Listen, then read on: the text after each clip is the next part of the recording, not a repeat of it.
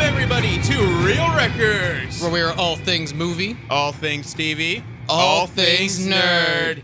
That was a smooth one. That was very smooth. I saw your concentration. Exactly. It was very impressive. Do not talk to me. I'm focusing on the board. Like, you always want the setup to make sure that we can see each other and see our screens. Holy, you were totally in the zone with that. That was. I am very proud of myself for that one.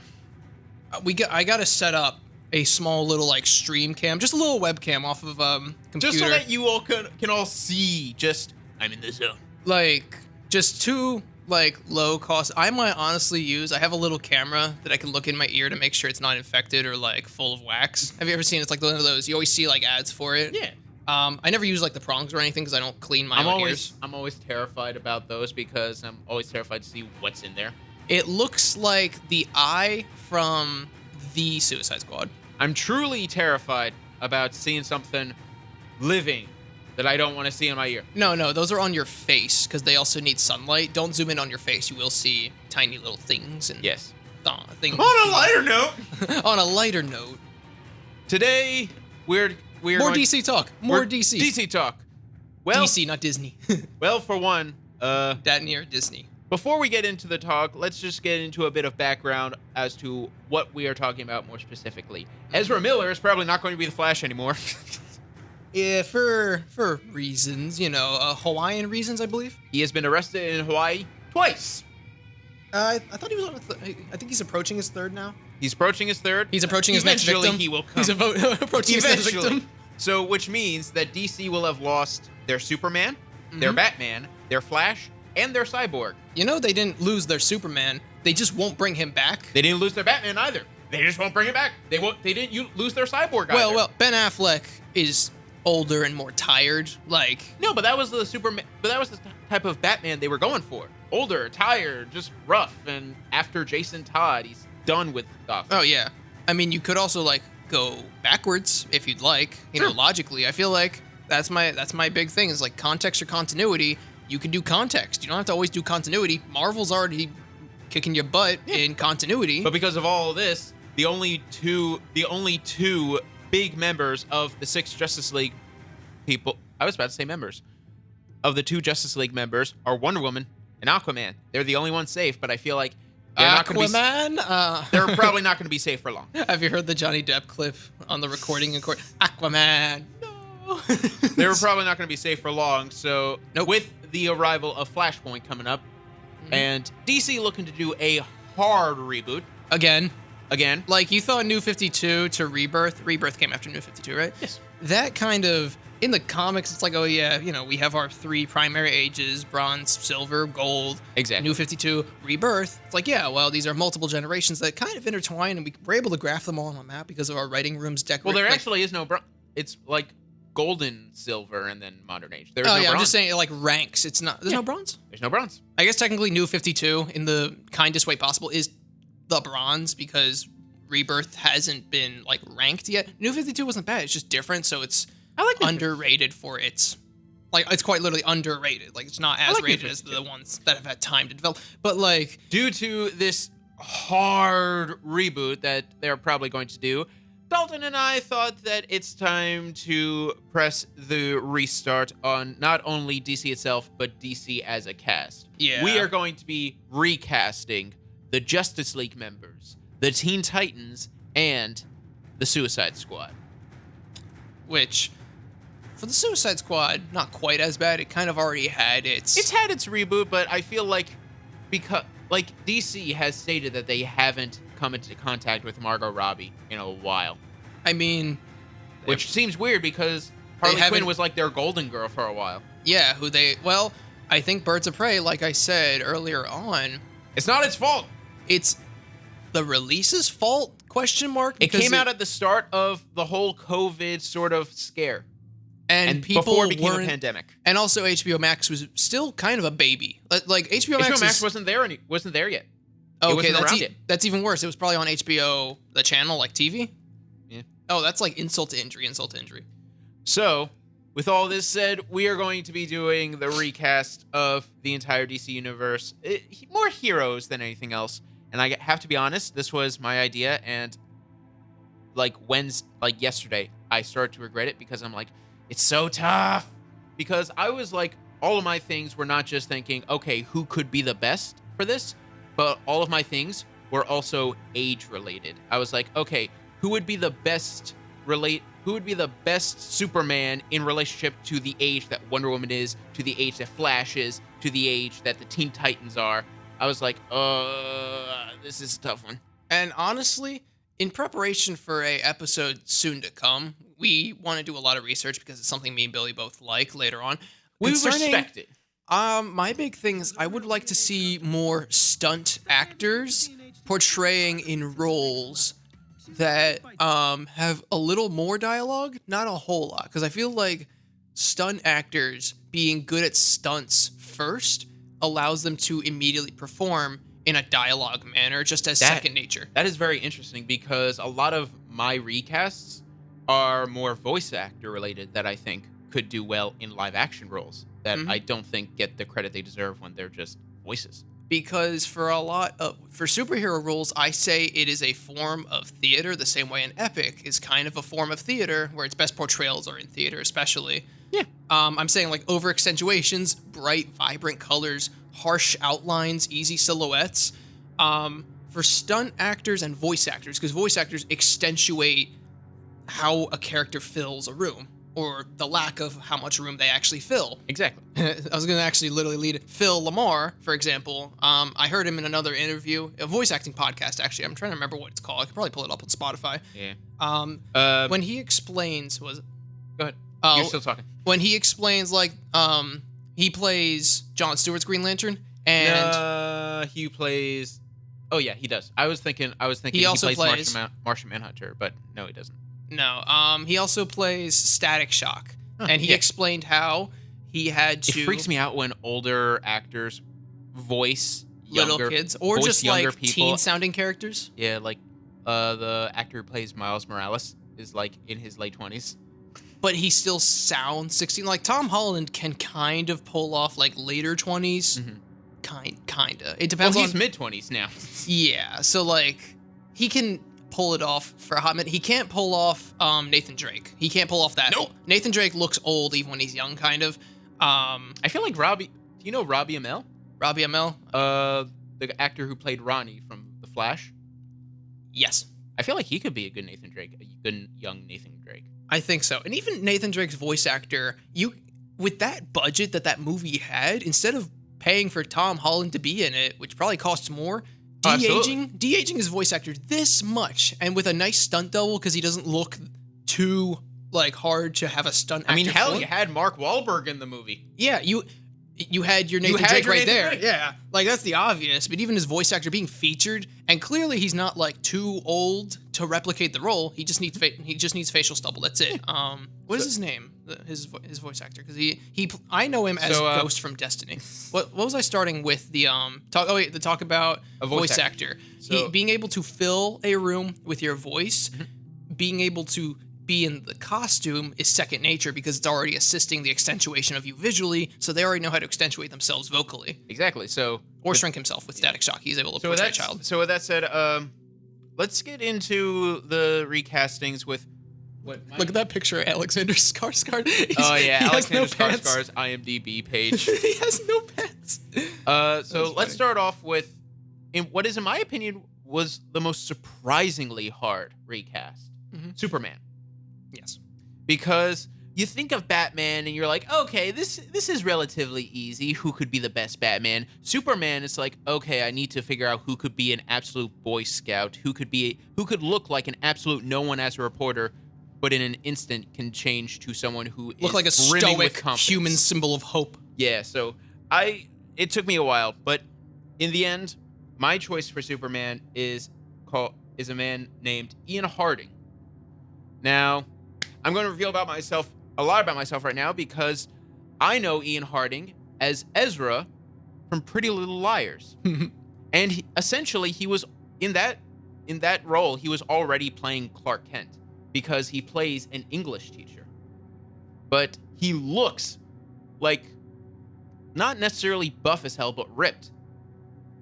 So essentially, I feel like Ian Harding, like let me pull up a picture of him. Let me see. getting high reflections on my screen, so I'm just pulling down the Harding. window. Okay. It's very nice out, and it's very glaring. There we go. Essentially, I do feel like Ian Harding could slip into a very slouched sort of no one. He looks like he Clark could Kent. shrink himself socially. Exactly. That's like the Clark Kent effect. It's not his disguise. It's, oh, he would never act like that. Superman would never act like that. And that's his real disguise because you don't think about it. It's not that you don't see him. It's that your brain won't. Yeah. And then... I feel like all he needs to do is just bulk up a bit because he's a bit more skinny than he is ripped So now. was Henry Cavill when he put on Chris Reeves' costume Yes. at that iconic picture. Yes. I love that picture. That is such a, like, director vision... director vision knows director's vision. Like, you can see it happen. And that's what I'm saying with actors having, like, dialogue-heavy film actors having to get, like, jacked and ripped for roles. It's not that hard, especially with budgeting now. Like, a big chunk of their budget is making sure, okay, in this 6 months, we need to make this man look like Hercules, and they can do it. It happens almost every time. I mean, literally, Dwayne Johnson's, like, whole big thing about his fitness and his cheat meals started with him playing Hercules. Chris Pratt's a big example because he was a little more severe change with time. But he wasn't even that bad at first. Now he just continually looks like that. Yeah. So Ian Harding, I feel like, can play a very confident sort of Superman, but easily in like the blink of an eye, he can like slouch down his shoulders, talk in a bit of a higher pitched voice, be a bit more clumsy, and still be believable that he is a different person. You could also do the Captain America effect. Shoot all of his Clark Kent thing. Imagine if Clark Kent had an effect where he's indoors a lot. Clark Kent is a journalist. He's at his computer most of the time now, or he's like in an office. You'd never imagine him out in the sunlight or in a gym working out. So he shrinks himself down. He's a little paler looking, and he looks just a bit thinner. Like Superman without sun, you know? No, so that's the thing. That's the thing. Like, the whole thing with Superman is, like, it's not just the glasses, but the glasses actually do change the shape and the color of his eyes. And also, they are thick enough prescription that they actually make his head narrow. And he not only slouches down, but he also wears bigger clothes. So he looks baggier and thinner. Exactly. So I say shoot all the Clark Kent scenes first, and then later on during production, have him post-workout in all the Superman scenes. Good. Think of what like the first Avenger tried to do, except they had a double. So they had a double, so it was a bit more complicated. It was impressive because I didn't believe that. I thought that they did what I explained to Chris Evans at first, but I thought everyone was standing on boxes in front of Chris Evans. Yeah, no, it turns out it was just a little guy with Chris Evans' face on it. And they narrowed his cheekbones and everything and shrunk his head a little bit to fit that role, quite literally. Yeah. So Ian Harding is my choice for the perfect Superman in terms of what I'm looking for. Mm-hmm. Who are you going with? I honestly would love to see if they want to do some weird thing where, because multiverse, if they want to copy Marvel in a good way, or like try to do like literally what Marvel does with their characters to DC, where like the copycat quote unquote becomes more popular, like Deathstroke to Deadpool, Moon Knight to Batman. That's a softer one, but Brandon Routh. That's a very soft one. Yeah, because that Moon Knight's nothing like Batman. He's always associated as the antithesis, but Brandon. But when you look at him, like, he's nothing like him. If Brandon Routh Routh. So I'm sorry. It's one of those things where I see it phonetically. I never read it correctly. Brandon Routh in his Kingdom Come appearance that you showed me. Absolutely. I would love for him even just to look a little bit older. I would want like brought back one more time. I feel like he doesn't look as old as the Arrowverse wanted him to look, and as he actually looks, because he's like 42. No, and he does not look. He looks 30s. No, he has Jared Leto syndrome. I think to a worser degree because he still looks young enough. The only reason why I didn't say him because he is my favorite Superman. The only reason I did it is because it would be a bit of a cop out, in my opinion, to cast someone who's already played Superman or Batman or anyone like that as just live action them. Yeah, for me, I really don't have a singular, but if I'm casting one, I'm looking for, and like the way they did Ben Affleck for Batman, I want to know your recommendation to me, a Kingdom Come Superman specifically. So a slightly older... John Hamm. How do you spell his last name? JONHAMM. John Hamm. Yes, John Hamm. That is either older Batman or Kingdom Come Superman. Yes, if he had the silver, is it Silver Fox when you have the silver sideburns? Mm-hmm. Yeah, give him Silver Fox and the Kingdom Come suit, a little more, obviously the superhero workout. He's already like not small. He's like, for a lot of people, he's their number one choice for Batman. But I think he's as much as as much as I do think he would be a great Batman, I think he's a bit too old. And I think he looks, sounds mean, he looks a little friendlier. Like I think his smile looks. Oh no, nice. you haven't seen him in Baby Driver. He's terrifying in that. Oh wait, was he also in Walking Dead? Nope, he was in Mad Men. He had super long shave sides hair in Baby Driver. He was still funny though. I feel like he was still like friendlier than terrifying in Baby Driver. Did you not see the scene at the diner where his wife or girlfriend is pretty much just hyping him up to Jamie Foxx's character? Like that stare down that he gave Jamie Foxx, that was terrifying. I don't think I was as scared with that. I was more scared with what's his name? With the one car scene right before he gets the construction spikes when he slams the gas. Oh, but that's more like tension buildup to like an action scene. But I think more of his scenes with, let's see the cast. I'm bad with names, so this game, him and is Jamie Foxx's character named Bats? Yep. Yeah. When every ironic. Scene, the Fox Jamie Foxx Bats. When he his scenes I think are the most intimidating besides Kevin Spacey as Doc. Well, Kevin Spacey for a whole different reason. Connotation makes it intimidation. So who's your choice? I actually really enjoy the John Hamm. I just think his eyes you would want a Kingdom Come Superman. Yes, that is what I'm looking for because I already have my ideal classic George Reeves. I already have my George ideal Reeves. You have your unique off spin is Henry Cavill. You have your very powerful Henry Cavill, and you have your sort of mix Brandon Routh. Yeah. So John Hamm is your number one?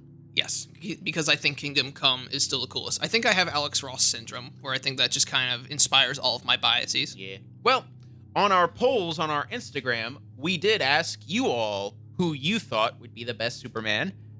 Main Nerd. Hey, Chad. Hey, Chad. Hey, Chad. Main Nerd commented that his perfect choice for Superman would be Chris Pratt. Which, I don't know. I don't know just because... I don't know about that because, I feel like he could do a good Superman, but Clark Kent is where I think he would go a bit too quippy. Yes. Not wimpy enough. Yeah, not like everyman, pretty humble, pretty laid back and quiet. I feel, he would be too funny. I don't associate Clark Kent. He's supposed to be like ignorable. He's supposed to be like everyone doesn't really acknowledge. It's like, oh, there's Clark, hey Clark, and like I feel like all of Clark Kent's comedy comes from just the people ignoring him and him looking pathetic. Clark Kent to me is Winston from 1984. Like his whole problem is everyone, even in his workplace, that knows him, only because they pass by him in the hallways. It's the only reason they genuinely like know him. True. And I'm also rereading 1984 for like a bunch of theses essays because I love the book. True. All right, it's still my favorite book. We have our choice for Superman. Let's get to Batman, where this is where the voice actor respect for me came in, because I chose the voice of Darth Maul himself, Sam Witwer. Let's just get a Sam Witwer.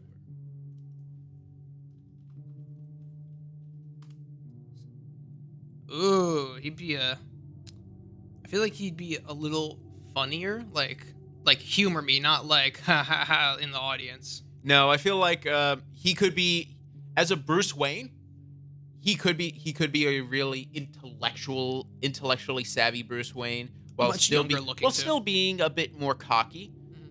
As Batman, that's where I think a lot of his voice acting talent could come out. And you've seen the videos of when he's voice acting as Darth Maul. He goes as physically extraneous as he possibly can. You can see all the tendons in his neck light up when he screams. It's exactly. It's and I feel like with Batman, it would be a bit more reserved, a bit more calm, but it would be just as intimidating as if he was doing Maul. But then once he like has his Joker breaks Batman psyche moment when he like throws someone against a wall and starts screaming, I want to see like the bat cowl be a little thinner so you can see his shoulder muscles and his neck like tighten up as he's like shouting for an interrogation. I also thought of Sam Witwer, which to be fair, there were a lot of actors I was thinking for this one. Brett Dalton from Agents of S.H.I.E.L.D., Anson Mount, who played Blackbird in Inhumans.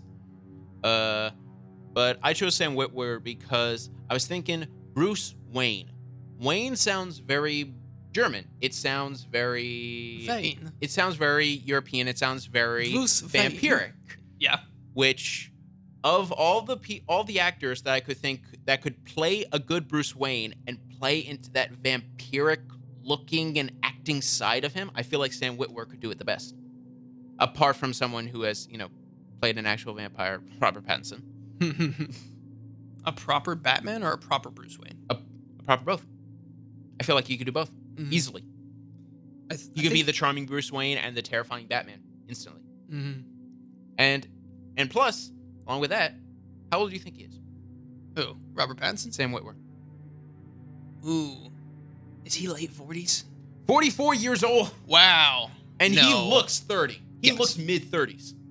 I think that's a big weird thing is not having to worry as much with certain actors. It's just, don't even have to worry. Even physically, he looks like he is buff as hell, especially for a 40-year-old. Yes, not a gray hair on that man. Plus, also huge nerd. So I'm pretty sure if someone offered him the role of Batman, he would instantly jump on it like, yes. I mean, if you voice Darth Maul in Clone Wars, I think... and he was also Starkiller in the... Yeah, so he's Force like, Unleashed. he knows. Yeah. Voice actors always know more. I swear. There's something about them Except for John Boyega. John Boyega is a live-action actor and knew way more about Star Wars than the writers. They had him since the Clone Wars. They fly now. They fly now. Sorry, you always got to make sure to make fun of that. The fact that your cast member knows better. Who you treated horribly, mind you. Yes, who you completely undermined in your China release. Sorry, don't set me off. I will be very correct. I will be very, very correct about this because he needs a sub-series. If Finn gets a sub-series of, I feel like Poe. Poe could also get one. If they get a sub-series together, it'd be perfect. Oh, yes. Them and... What was the one Rebel girl's name who possibly... No, the one who possibly had some sort of relation to Lando? Because they had, they smirked at each other at the end. She's not really a rebel. She's an escapee. An ex-stormtrooper.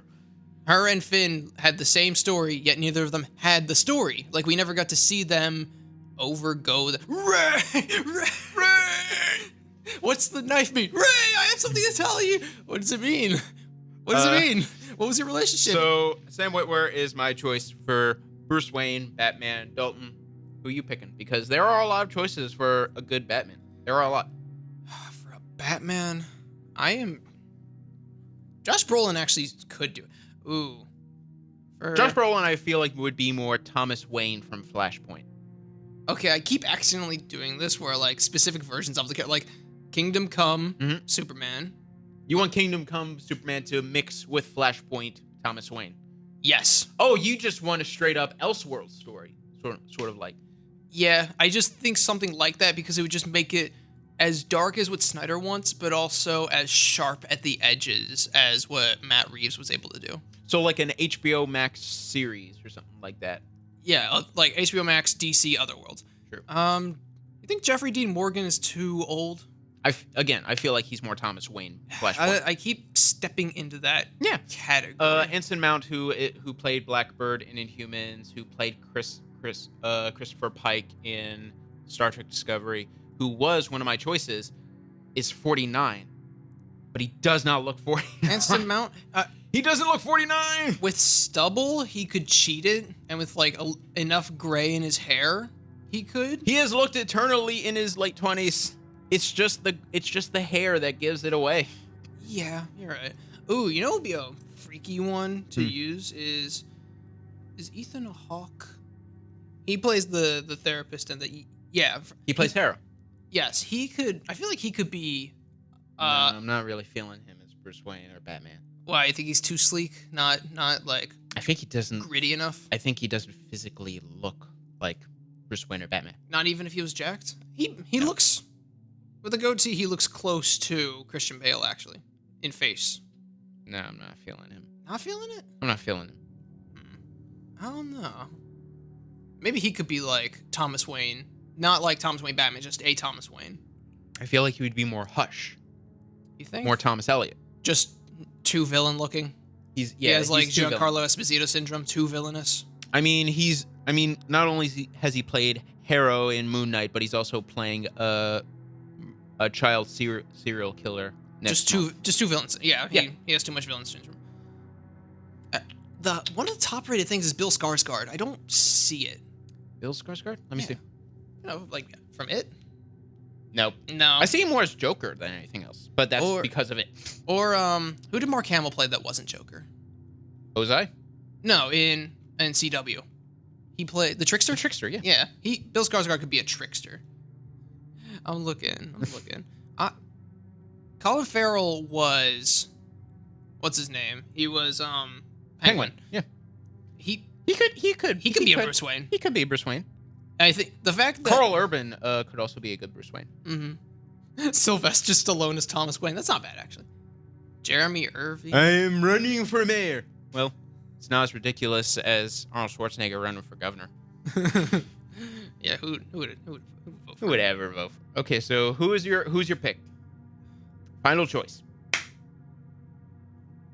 I'm struggling. Genuinely, I am struggling. Yeah, this is why I had to do a week of prep time because this is tough. I'm looking at Colin Farrell. He looks like a DC animated Batman to me. Fair enough. If he could pull a Mike Myers and play the hero, the villain, and the side character in the same scene, he could be Penguin and Bruce. He's confronted by Alfred, and Alfred is chewing him out, and then all of a sudden Bruce goes, "Hey, come on! Come on! Open your eyes! Open your eyes! Open your eyes, Master Wayne! Open your eyes, Master Wayne! Come on! I need the Batmobile! Hey, come on!" All right, so Catwoman. Sorry. Main Nerd commented that his choice for Batman would be Tom Ellis, who played Lucifer in the show Lucifer. Ooh, not a bad choice. Close to villain syndrome. It's the nose. It's the nose that throws me off. Really? Look at Tom Ellis's nose. Tom Ellis nose. It's the nose that's really throwing me off of this pick. What, you think it would pop through the cowl or something? He has evil angelic face. He could play a good devil. Because he's Lucifer. So he could play a good devil. I feel like he could be a good Azrael, who took over as Batman when Batman got his back broken from Bane. I think it sounds dumb. He's just too handsome, you know? Too handsome to be Bruce Wayne. I feel like Bruce Wayne has just one little element of, he looks a little more dreary, like he's supposed to look a little dead. Tom Ellis looks too healthy. Yeah. He looks too healthy, you know? Like Christian Bale. Well, to be fair, Tom Ellis is a good singer, just like Bruce Wayne is. Bruce Wayne is actually a really good singer. Have you ever heard Kevin Conroy sing? Can we get a clip? It's amazing. Kevin Conroy singing. Yeah, we're getting. Have you ever heard Tamara Morrison singing? He's not a bad singer either, and a guitarist. But yeah, Tom Ellis to me, I don't know. He's just the nose. It's the nose, man. For me, it's just like the same way Superman might be a little more pasty. I think for irony because he's powered by the sun, but he doesn't tan really because he's an alien or something. This is Kevin Conroy singing.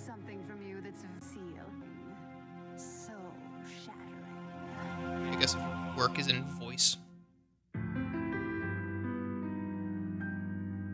Am I blue? Excuse me. Am I blue?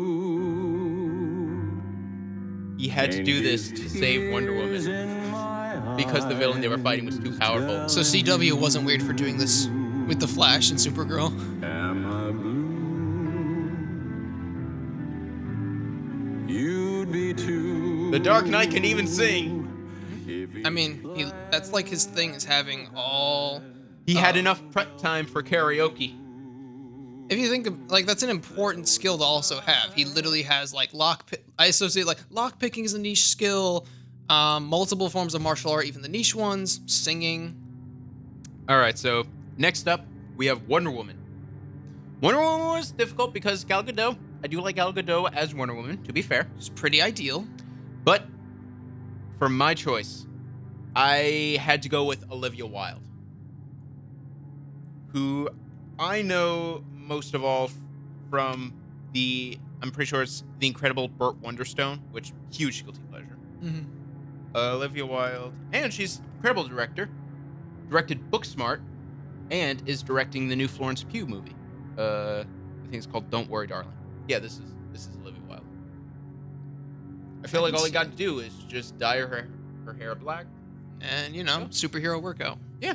That is my big gripe. I told you earlier with the She-Hulk trailer. I am so mad. Seriously, every rendition, like, you always have to give them the superhero workout treatment. 6 months, nonstop, and then they, like, come out, like, with the fit T-bod, where you get super jacked and then you shrivel up all of your excess body fat, and then boom, you have I think it's just the fact that I've never liked the more human Professor Hulk, because it's literally just Mark Ruffalo's face on the body of the Hulk, and that's it. But yet, if you do that with uncanny valley-ness of it, and they did the exact same thing with She-Hulk, and it's like the uncanny valley. But it's not uncanny enough that it's like, well, Hulk is a monster. It's like, well, no, this is just Professor. a dude. This is a Professor Hulk, so he should be either like hulkingly smart. Like every time we see him, he has like the extended head with all the muscle nerves because his brain is as strong as he is. And this is like a calm tone down. This is just Bruce Banner, but big and green and monstrous. But I feel like he's a bit more. I feel like as Professor Hulk, he's a bit more confident. He should turn gray, because Gray Hulk is like not angry but powerful. Okay, so Olivia Wilde. Wilde, I do feel like is a good actress. She's a good funny actress. She's a good comedic actress, and I do feel like she could play the good fish out of water that Wonder Woman is most often categorized as. And also, if she doesn't want to act as Wonder Woman, she can always direct a Wonder Woman movie. You know who I think, and this is very out of left field, I think to match a darker take, Elizabeth Giles. From Victorious? Yes. I think she could be like the Wonder Woman who wears darker colors. I feel like every DC character had a thing. The one that we saw in Justice League War, the one that's not quite more blue than yellow. More blue than yellow. Like a deep blue, like a silver faint sort of red, thing. But the yellow highlights. Accentuate. Like the belt has a yellow highlight. The WW, the tiara. It's not a tiara. It's a tiara. Yeah, it's like a battle tiara though. It's categorized as a tiara, which it's not a tiara. But it like floats less like a tiara, more like a Roman cap. Yeah. But yeah, I think Elizabeth Giles specifically, just because I feel like she could do an intimidation as Wonder Woman. I mean, she did intimidation all the time at Victorious. Yeah. So, like, if you want, DC's dark. Supposed to be, right? Yeah. I think... Why not cast a goth Wonder Woman? Yeah. All right, so Main Nerd said that his choice for Wonder Woman would be Ana de Armas, which... It's fair enough. Fair enough. Fair. Much younger looking. She's just too small. You think? Yeah, I think she's too small to be intimidating. Just be by my size, do you? I mean, if you look at side by sides, she was just in a movie with Ben Affleck. If you look side by sides with them, no. 5'6". How tall is Gal Gadot? I'm pretty sure she's at 5'10". 5'10", 5'11", I think. Gal Gadot. She's as tall as her husband. 5'10", yep. Yep. And she usually wears heels for some of the... I don't think... As Wonder Woman here, wait. Gal Gadot's Wonder Woman... She doesn't wear heels. She doesn't wear heels. She wears, like armored boots, I think it is. Or like armored sand? Armored boots, I think it is. In the comics, she has armored boots, and I'm trying to see... Yeah. Yeah, they're like You're trying to kneecaps. get feet pics of Wonder Woman, man. Says you with the She-Hulk trailer, because the end of it, because you're like the end of that trailer. I'm like, the last frame is when her shoes explode. You idiot. No, it doesn't. But yeah, so. So Ana de Armas is, it's the height. It's the height thing that throws me off. Give her the 70s Wonder Woman heels. Boom. Or have everyone around her stand on a box. Just give her the Tom Cruise treatment. Oh yeah, I have the Robert Downey Jr. treatment. Just platforms.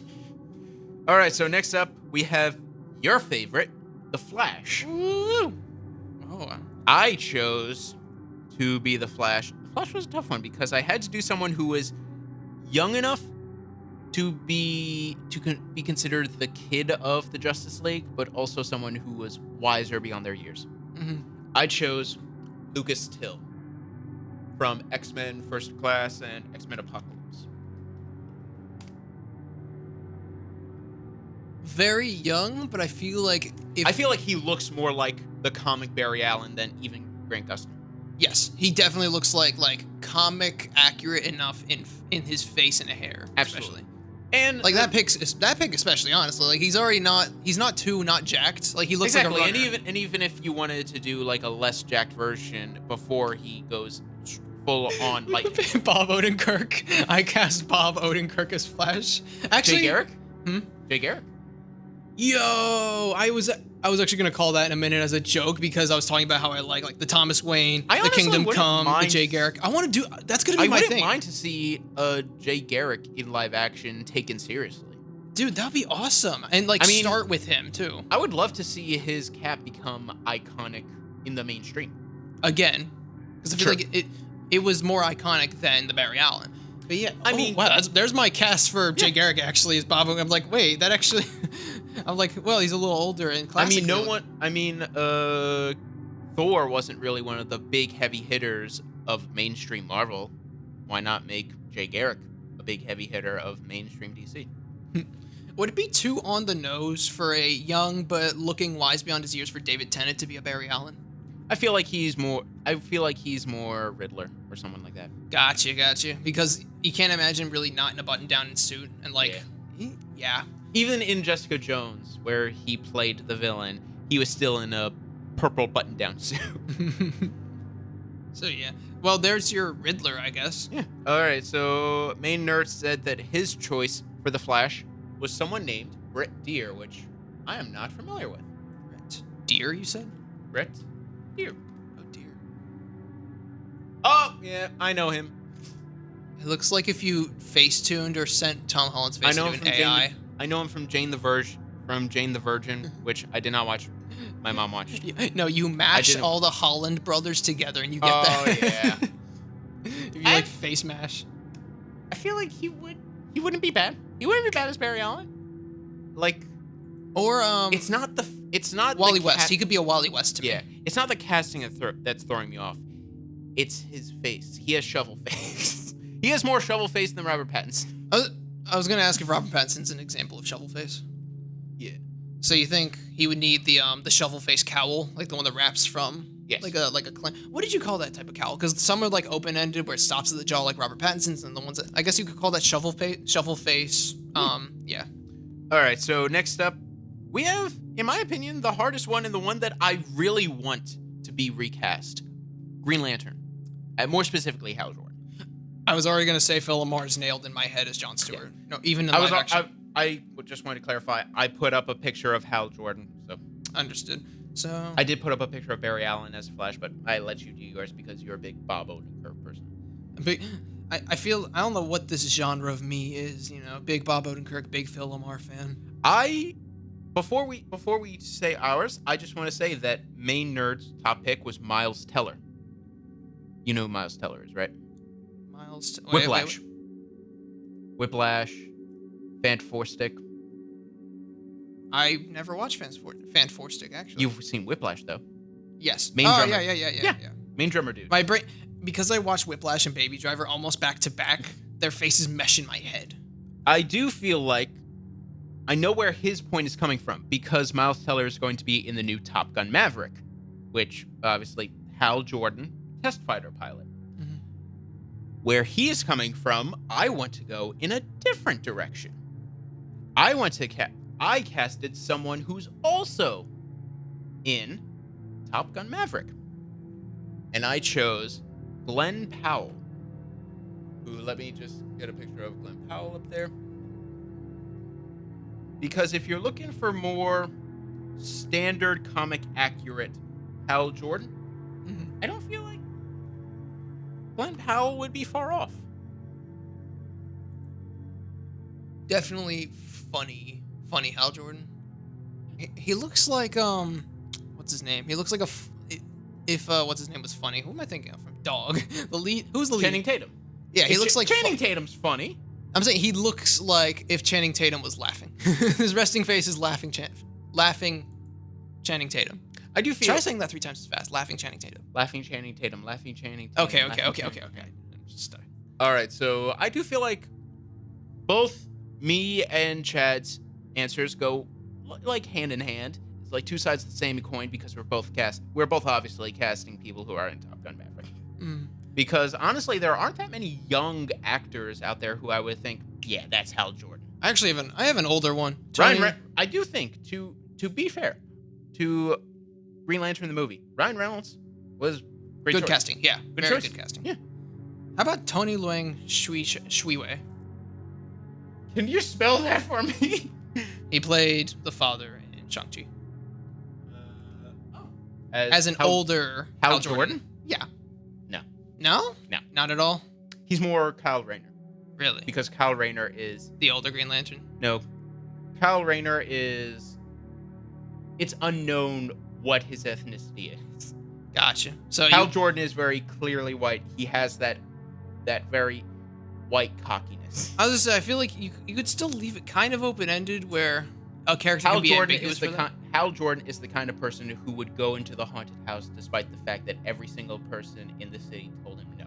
Yes. I Or feel the like haunted UFO crash. That is stupid white people sort of thing to do. Yeah, stupid white people in horror movies. Okay, Exactly. okay. I get your context for that. Yes. If he was ginger, though, he would be ambiguous. Ginger characters in comics are meant to be ambiguous. Or black, usually. Every ginger character in a comic is usually meant to be black.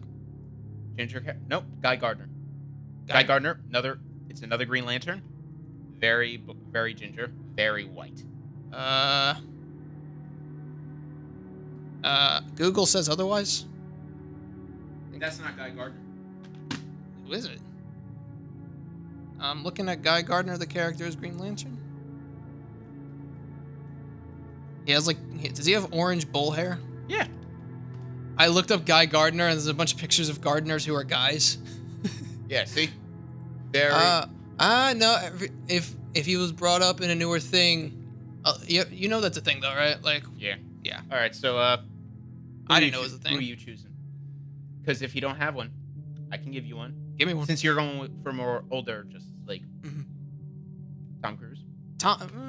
Because he is. It's an obvious choice because he's Maverick. Yeah. Oh well. Yeah. That's very on the nose. But at the same time, it's hard not to see. It's hard not to see. Oh yeah, that cockiness.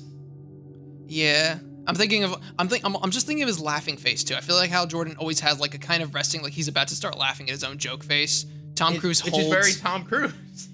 Yeah. So I think.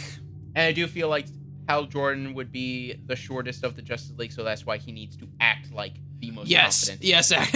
Hal Jordan would, because he has the white, like the what is that style called? Where it's very smooth. There's actually a term for that style, like when something has space age. But yeah, Tom Cruise definitely makes sense. He's about as on the nose for the character as The Rock for Adam or Black Adam. Yeah. Black Adam Warlock. All right, so you going with Tom Cruise? Yeah. All right. Just I'm just saying, like, well, Top Gun. Yep, you have me beat. Yeah. All right. So next up we have Shazam. Ooh. Which I want to say main nerds again because he said that his choice for Shazam would be Brandon Routh. Ah. Which would not be a bad idea because I do feel like, again, this is coming from a place where he was Superman, but he's also explored more comedic and childish sides in Legends of Tomorrow. Mm-hmm. So I do understand where he's coming from. I get that. But for me, I chose, I can't say his first name, Decker Montgomery. He played Billy in seasons 2 and 3 of Stranger Things. I don't watch Stranger Things. Well, he was in Power Rangers, the 2017 movie. This guy. As Shazam? Yes. I need to see him jacked. Jarvis, make him jacked. Jarvis, give him the fit tee. This? Okay, yeah, I kind of see it. I think his hair might have to be just a little darker too, though, just to fit the look. Yeah, I do. I do agree. But so did Olivia Wilde. Ryan Reynolds gets the same treatment. Like his hair flips between black and blonde. Plus, always plays like a bit more serious characters, whether they're absolute bullies like Billy, or a bit more stoically noble-ish like he was as the Red Ranger. I feel like this could be a good gateway into a more comedic side of the actor. Mm-hmm. You think Zachary Levi could be a good Shazam? Sorry, that was so weak. All right, I feel like I should have pulled that out. Yeah, of with left that field. said, who's your pick for Shazam? Honest, I am struggling. I don't know. I feel like the faces I choose are completely outlandish now. Everyone that I saw that I was thinking of was too old. Yeah. Was too old now. Because Shazam came out and everyone was like, Zachary Levi is amazing. So now we don't have to recast him. Yeah. So I'm struggling, genuinely. So I don't know. You got any whatever your second was? I think his name is Keelan Lutz. He was in a Hercules movie, but he was also in Twilight. Let's. Keelan Lutz. Are you looking? No, he looks like he would just be an older Billy Batson to me. Sorry, I keep turning this into a game of you throw an idea at me and I slice it in half. Also, great job at impersonating Chris Pratt there. How so? Oh my! I thought you were kidding. That literally looks like the Jurassic World pick. That's so weird. So your pick for Shazam would be a Chris Pratt impersonator? No, my pick would be I can't say his name. Decker Montgomery, I think it. Decker Montgomery. Decker Montgomery, I think. Dekimani. That sounds like a Dragon Ball villain, or like Pokemon. It was say like a substance or something. All right, so who's your pick? What about Manu Bennett? What about Manu Bennett? What is he? He's casted primarily as Black Adam. I feel like he would be a much more godly-looking Shazam. It all depends. Like a gristly, because Shazam, I want to see, and he needs to be a bit more like a Boy Scout. No, he needs to be a bit more funny. I feel like I need to see his comedic chops. I feel like the funny thing about him is he looks so stoic and Superman-ish, but he's literally got the brain of a child still. True, but it's all a matter of... You still need to reflect off of his, like, innocent, more-looking face, even though he looks like a bit... Like Zachary Levi could be stoic, but when you look at him and you know his personality, he's not the stoic Superman. He's more funny, lighthearted. I get you. What movie am I thinking of? Describe it. The Fallout movie, Blast from the Past. Who was... The Fallout movie, he says. Yeah, it was literally a Fallout movie. I feel like... You think Brendan Fraser could come back as Shazam? I want him to come back as some... I want to see him come back as Shazam. I just feel like, looking at... Like, I feel like Look at him in Blast from the Past and tell me that's not Shazam's I feel like face. a younger Brendan Fraser could have been a great Superman, if I'm being honest. Superman? A younger Brendan Fraser, like Mummy Brendan Fraser. A Clark Kent. I think a young Brendan Fraser would have been like the Clark Kent that becomes like from Kansas to Metropolis. It's weird that Kansas is just Kansas in DC. Like there's no middle state. Guess City. where Gotham is? Guess which state Gotham is in? Delaware. Nope. What? Jersey. It's a Jersey state. It's a Jersey city. What are you talking about? So is Bloodhaven. I mean, Metropolis is Delaware, though, isn't it? Metropolis is New York. No. Yep. But look, there. And so is Titan's Tower. No. Yep. No. Yep. Don't tell me that. Yep. What are you showing me? Come on. Open Just your showing you the map. page. Open your eye. I don't care. That's such a good scene. So I'm gonna just say Brendan Fraser because he deserves to be a Shazam. He still can pull off like an older Brendan Fraser. Just get a bit more in shape. Just get a bit more in shape, then you can pull off a Kingdom Come. Shazam. Yeah, you can give any actor. Brendan Fraser's not even that old, is he? Brendan. I mean, he does voice work in Doom Patrol. Yeah. How old is Brendan Fraser? I know he's in an upcoming movie. Oh. Come on, show me. Hey, Come on. 53. He doesn't look 53. At least in his most recent picture, where he's like. Is that his most recent picture? His not post depression, but like him coming out of it. He's actually like He looks. Have you seen the videos of fans going up to him in conventions and saying to him that he made their childhood? Which I think he did. Like, I unknowingly, he's. But him those are and, like the sweetest things ever. Like, yeah, I have faith in humanity. Apparently, he also doesn't have a lot of social media at first. Like when he went kind of. But then people started to say, "Oh, you made my childhood. You're amazing." And like he managed to make a couple of videos responding live on a couple talk shows about it too. So yeah, Brendan Fraser's my Shazam in my head now. I think I slowly like burrowed it there. Like as John Hamm is your Kingdom Come Superman, as Bob Odenkirk is your Jay Garrick Flash. Yes, these are all kind of seeping in now. I don't know why. Who was your Batman? My Batman was. That was Ham, or was that my Superman? That was your Superman. hold up. Ham was your Superman. Ham. It wasn't Tom Ellis, was it? No, that was Lucifer. Yeah, that was Chad's. Which I don't think either of us really see it as much. It's the nose. For me, it's just like he's too healthy looking. He needs for a Batman. For a Batman. Yeah, I know. Batman needs to be like. I chose Sam Witwer. It was right before Wonder Woman, wasn't it? Yep. Yeah, That's usually how the Trinity works. I don't remember.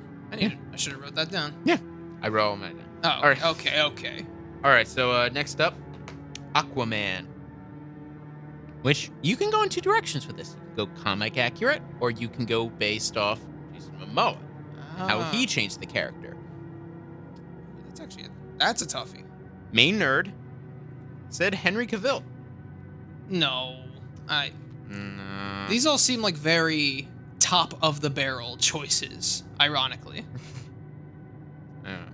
What I was saying. I had two in mind. Jack Abel, who was in Supernatural, and Percy Jackson, both of them actually. He was in both Percy Jackson movies. I thought he was good in both. I thought he was good in both Percy Jackson movies and in Supernatural. He played a good, very unassuming, plain guy who turns into a very stoic sort of person that I feel like is Arthur Curry's story arc. That's where it leads. But I honestly went with Liam Hemsworth. That was my final pick. Because I always felt like the Hemsworths looked like the ideal superheroes, and I always felt like Chris Hemsworth looked like the ideal Aquaman.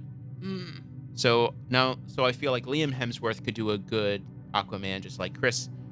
But I also just want to see a sibling rivalry. I want to see Chris Hemsworth Marvel versus Liam Hemsworth DC. Like a Mjolnir versus Liam has always been in the shadow of people blonder than him. Whether it's Chris Hemsworth or even in Hunger Games, he was always second to PETA. He was always second to PETA. I almost said Woody Harrelson. Yeah. Wait, am I thinking correctly? No. Not in the slightest. Josh Hutcherson, who is actually not blonde in real life. Weird. Yeah, Hunger Games also messed with my my view of celebrities also. I remember the first two Hunger Games movies. I somewhat remember the second. I somewhat remember the third. I don't remember a thing about the fourth one. For a classical looking Aquaman, Aaron Eckhart to me. If he had the goatee, I feel like he could do the classic like Scooby-Doo looking. I can see Aquaman. it like a sort of Injustice sort of one that's already established, and is very on the side of Atlantis over everyone else. And he like very defensive of the ocean. Yeah. Like a Captain Planet. Almost Ocean Master to the point. Yeah. Or just like very stoic, like, well, the ocean says whatever. All right, so next up, we move on to the Teen Titans. Oh man. Let's start with Nightwing. Who do we think could play Dick Grayson? You go first. I am not good at this. I'm not good at casting. Oh, I've been casting since high school. Yeah, I don't know why. You could throw a bunch of me and I could tear them down and decide in a list, but I feel like I wouldn't be able to seek it out. I don't know. I'm not able to seek out There were a actors. couple that I thought. Dylan O'Brien, who was the main character in Maze Runner. He was on my list a bunch. I saw him on a lot of other people's lists, but I went with, again, support for Twilight actors. I went with, I don't know how to pronounce his name, Bobo Stewart, I think his name is. How old is Dick Grayson as Nightwing? Late 20s, I'm gonna Late say. 20s, okay. So Bobo Stewart.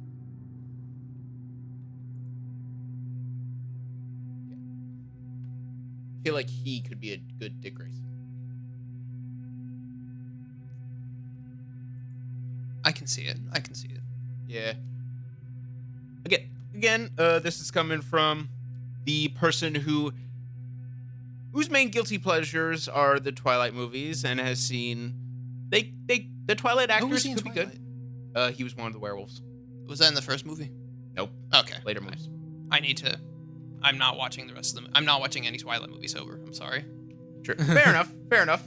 Like, With that logic, fair enough. yeah. But you know, I feel like now that Robert Pattinson and Kristen Stewart have stepped out of their Twilight ones, even Kristen Stewart being nominated for Best Actress last year, I feel like it's time for other actors, like Bobo Stewart, to go into more of the mainstream. To be disassociated from Twilight era. Exactly. Like, because I do feel like everyone in that series is an amazing actor, just given the wrong material. Yeah. Like, genuinely. Except maybe Taylor Lautner. He's been stuck with crap almost his entire life. Who? Taylor Lautner. Gotcha. I feel like it's just he's either his agent, who he needs to fire, or him. Yeah. For me, how about Louis Tan for Dick Grayson? Louis Tan. Let me see. I think he's got the physique for it. I feel like with Dick Grayson, you're always looking for someone who is more of a gymnast bod than a fighter. Yes. Like, he looks like he could jump to kick you. Louis- He wouldn't, like, just kick you and then you would fly back. What? Tan. Or Tan. Not sure which. Oh, from Mortal Kombat. Which, maybe a little too on the nose with DC versus MK, you know. Oh, I went with a Mortal Kombat actor later on, but we'll get into that later. But yeah, I can see it. Like He looks young. He looks like a he would need to be side by side with the other Robins to show that he is the eldest. yes, like he looks He is the eldest of a young group He is still of young, but acrobats. he is the eldest. Yes, like the youngest, Young- oldest sibling. The sorry. oldest young sibling. Yeah, a young family of siblings. Main nerd went with Ross Lynch. Ross Lynch. The name sounds familiar. familiar, yeah. I'm waiting for the big. Oh, I've seen him. I've seen him before. Tell me he's not a Disney actor. Is he? Oh, he's a Disney actor, all right. Look at that hair. I was gonna say. Look at that hair. He's got the Sum 41 singer look going for him. Yeah. I mean that in a kind, but not the backhanded kind way. I feel like, well, The considering- nicest like Twilight era actors are crawling out very swiftly. Disney actors, they're either getting scandaled or completely blacklisted. Yeah. Honestly. I feel since it doesn't look like the blonde hair is not his actual hair color. Yes, that's early 2000s bleach blonde. Yeah, That's a young. that's a young. That's a Teen starting. Titans. That's a starting out. That's a starting out Nightwing. That's like pre-blue suit Robin. I feel like this is Nightwing as we see him transition from Robin to Nightwing. Yeah, like he might still have the yellow utility belt looking like that. Yeah. So This sounds all very judgy. We're very judgy, but like, I'm a literal judge. no, you're a critic. Very critical. You judged what was it? Content. The content for what was it 2 weeks ago? Semester screening. The semester screening. You Yeah. judged the content for the semester screening. Yeah, I'm judgy. Yeah, we're You're both judged. critical. You're critical. Oh, absolutely. All right, so There you go. just had to bring it down. had to judge, didn't you? You're just having to be critical. All right, so next up we have a character who could either be sorted into the Justice League or the Teen Titans, but I've always associated him more with Teen Titans, and that is Cyborg. Yeah, he is a Titan in the Justice League to me. He is Because he's like early college. he's college, But he's like I think he's a and sophomore in college usually. And that's why I think most comics and material have separated teen from Titans and just made it Titans because Mhm. half the time they're not really teens. Or because he's in college, so like 19 is his limit, so he's a sophomore at that point, which is why No, it's always. I would say he's 20s. I would say he's like 20, 21. Well, it always starts in Like he's- Teen Titans, like but we then it just- moves on to just Titans. Like we just saw Justice League War. We saw him, and that didn't really look like. It didn't really look like he was that young. No, I think he's 19 always when he starts as a sophomore in college, like in Teen Titans. But with Justice League, it's post Titan. Then he's just a Titan of the Justice League. All right, so for Cyborg, I chose someone who you might know, Shamik Moore. Do you know of him?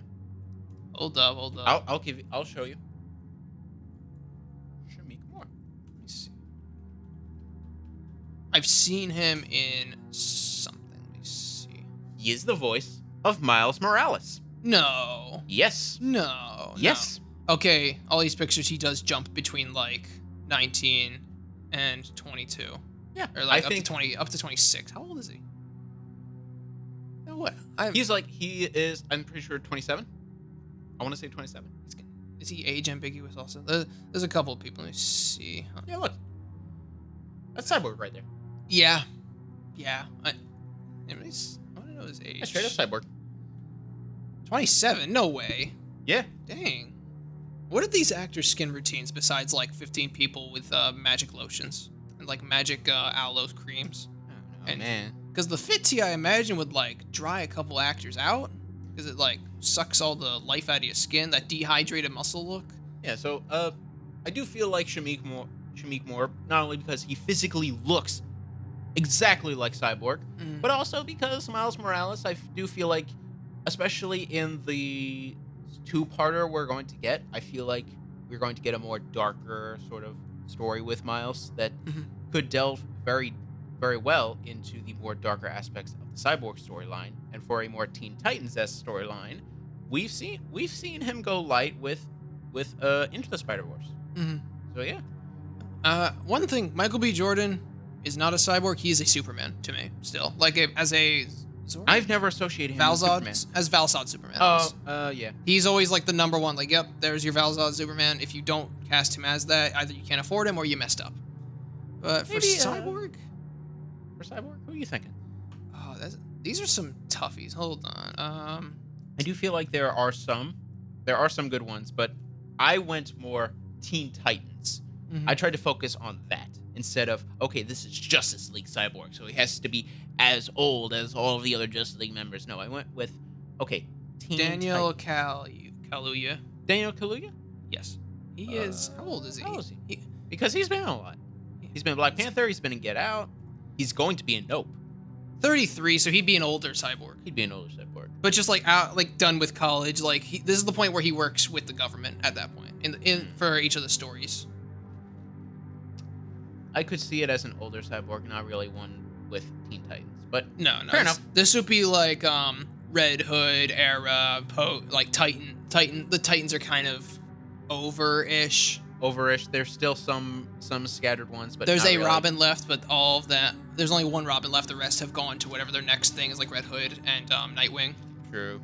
Main Nerd said that his choice for Cyborg is someone named George Lenneberg Jr., which I need to look that up because I've never heard of his name. Wait, that sounds very familiar to me, actually.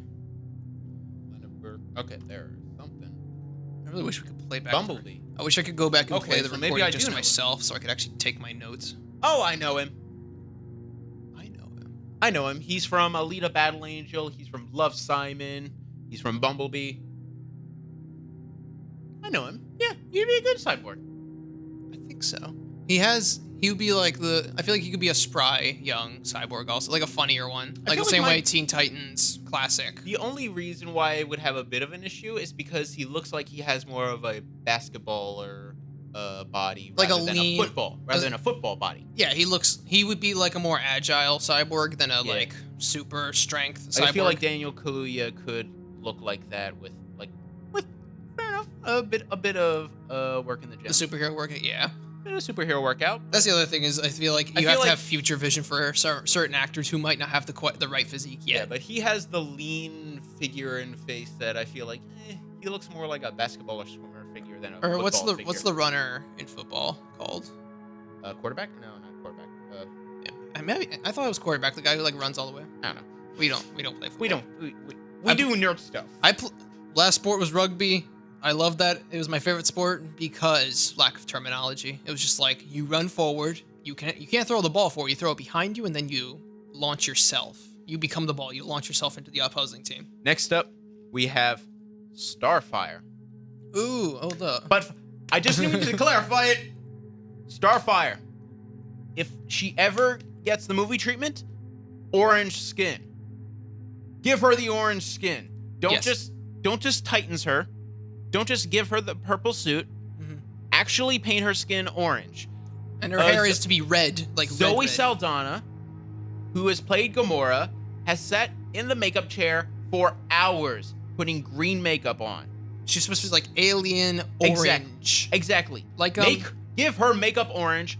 Don't skip out on that. there were orange people. With that said, There were orange people in Guardians actually who had that. yeah. With that said, I said that I would like Amanda Stenberg to be Starfire. Do you know who Amanda Stenberg is? I might hold on. Amanda Stenberg. She was in The Hate You Give. Not seen it. She was in Dear Evan Hansen. I'm gonna go down the movies list and see. Fantastic actress. Honestly, What did she play in Hunger Games? Oh, she played Rue. No way. Yep. Oh, I'm old. Oh, I am old. Mm-hmm. Wow, I am. Oh man, that is. Even though pretty sure she was older than me when that movie came She's out. 3 years older than us. That is. I hate time. I don't like time. You know, I don't like time sometimes. Yeah. Sometimes, most I of the feel time. like she is honestly coming up as one of the best actresses who's not getting a lot of work, which I don't understand. Everything she's been in, I'm like, yeah, this is a great performance. The movies haven't been amazing, Dear Evan Hansen, but she's been amazing. To go along with Elizabeth Gillies' Wonder Woman, Oh, God. Ariana Grande As as Starfire Starfire? because of her red hair. Just for the fact that she has red hair. She actually has Starfire's red hair too, and they both have a very similar personality. So if Kat's character was adapted to just be Starfire, I feel like that would be so funny. That honestly wouldn't be awful. Like Because when you have casts like that close to each other, for my situation, it's not weird because it's just, two actresses who were together in an old series, now they're together in something similar. It wouldn't be like a Godzilla 2014 situation where, they played siblings in this other movie and I have them as a married couple. It's like, no, okay, that's weird. to be fair, married couple first. Godzilla But the came out first. association is much worse because you then actually made them together. The multiverse is a very interesting concept. That's my thing, and I don't want to say it anymore because. But yeah, that or Lady Gaga, I feel like could also pull off a Starfire. I think Starfire would have to be like older. older. Because Teen Titans, man. Teen Titans. Okay, older Titans, Starfire, Lady Gaga, but Ariana Grande, I feel like would be interesting. It would be interesting. Cast Pete Davidson as Beast Boy. No, wait, no, you put that in my head. Yeah. That's All right, so too old actually. He's too Maynard old. said that her choice would be Maya Hawke. Her choice. No, his choice. Jessica. His choice would be Maya Yeah, Hawke, who is from Stranger Things season 3, from Once Upon a Time in Hollywood, and I can see Not it. bad. Not bad. I can see it. The problem. Okay, you know how characters like Piccolo and characters like Darwin from Gumball, you see them, they're not cast. They're not. They don't look like. You imagine them as black people. Who? Darwin. Characters Piccolo, like Darwin and Piccolo. The French fries from whatever that one Aqua Teen Hunger for. I don't know. That one Adult Swim thing. He's always in that character list of I don't characters who are ambiguously black. I don't know. You always imagine them as black. I feel like that's Starfire. Yeah, she has. For me, that's always. Yeah, that's she has always common Starfire. character red hair syndrome too. Yeah. She's supposed to be adapted like that too. Yeah. And technically, And even in the 70s, even in the 70s with the more crazy hair that they gave Starfire, it does look like stereotypical 70s black woman hair. That isn't a disco afro. Yeah. Even for the 70s, like, it's differently done like that. Yeah. I feel like there wasn't a diversity of hair like that in media, so like it was either just round afro, easy to draw, or a few big twirls, like JoJo hair in the front. I do feel like if they were going to cast a Starfire actress, it would be weird if... It would just be weird if she was white. Because you never, like, instantly imagine, oh yeah, white girl is Starfire. No, she's orangey alien. I would always imagined her as either Native American, black, or Asian. So ambiguous, really. Yeah. Like orange skin, but ambiguous. Like Kyle Rayner. Yes.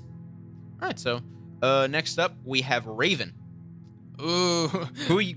I feel like... Oh, I already used my Elizabeth. Most people are going to cast Millie Bobby Brown. No. I know that. No. I know most people are going to cast Millie Bobby Brown, which... No. Nope, she is too friendly in the face. I need a mean person. Need a mean actress. I have felt that the actress, I'm looking up her name, Thomasin McKenzie, who was in Old, who was in Last Night at Soho. Do you know her? She was the daughter. What was her name? Thomasin McKenzie. She was in Old as the daughter. She was in Last Night at Soho. I didn't see Last Night in Soho. Thomasin McKenzie. She looks familiar. I feel like she would be. She looks like white Zendaya. I feel exactly. I feel like she would be a great Raven because she looks pale enough. Who played what's his name from the Addams Family in the new one? Addams. Oh, I know what you're talking about, but that's from the 90s. Well, when I mean not the old one. Oh, Chloe Grace Moretz. Chloe what? Chloe Grace Moretz. She was Hit Girl in Kick-Ass. Nah, I don't. Wow. Makeup is impressive when it does that thing. Thomasin McKenzie, I do feel like not only has the acting chops, because if anyone's seen Last Night at Soho, she is incredible in that. And she's also apparently supernatural in that. So already that's like half of Raven's character. You just need to dye the hair black. You already got the pale skin. Mm-hmm. Just literally put a diamond in her head that is filled with the soul of her demon father. Mm-hmm. There you go. And Trigon. Put some respect on Trigon. Yeah. He's a good villain. I feel like he was always like underrated. I've always imagined Trigon as the first Teen Titans villain you need in order to introduce the Teen Titans. Is it bad that I really don't know? Wait, you know who could actually be Euphoria cast? What's her Hunter something? Hunter Schafer could be Raven? a Raven. Have you seen her? Hunter Schafer. No. Her or Maud Apatow. Hunter Schafer first. Hunter Schafer. Hunter Schafer.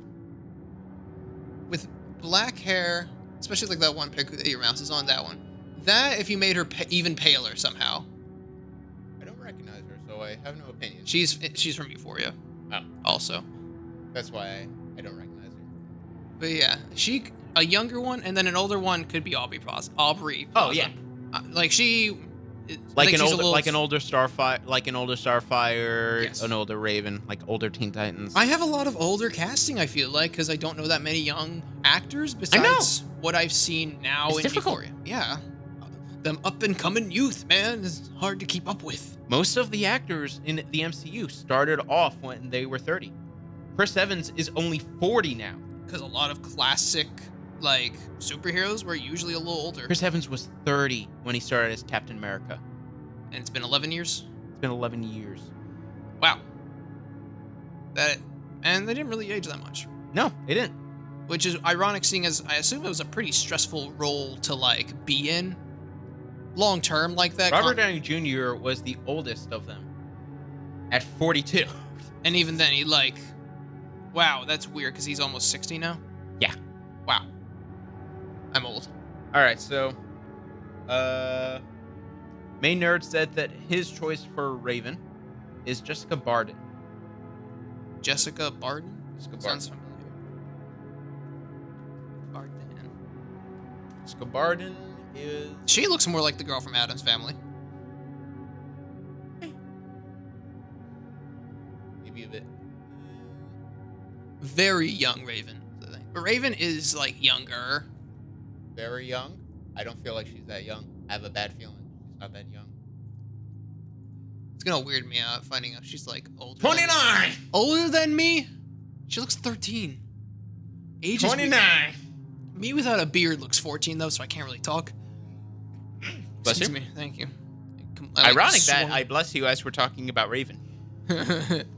Yeah, demons. All right, so next up we have Beast Boy, which by far, Pete Davidson. most fun character of the Teen Titans. Yes, of course. Beast Boy is like Green Lantern of animals. Main Nerd said that his choice would be Gaten Metzero. Gaten Metzero, I think is Matsaro? Metzero. He was in Stranger Things. He's Dustin from Stranger Things. No. I can see it, but Chad, you keep picking so many A-lists. I can see it, but I don't want to be mean to him. Not Chad. I don't want to be mean to Gaten because he doesn't look that athletic enough. Which could change. Which could change, but It would be a very violent turnaround, like Chris Pratt level. he has a very me body where he can't go skinny, but he can go buff. You are skinny. Not that skinny. All right, so my choice is someone from the DC universe, Mm-hmm. but has played Bruce Wayne. David Matzus, who played Bruce Wayne in Gotham. Matzus. David Matzus. How do you spell his last name? Mazous.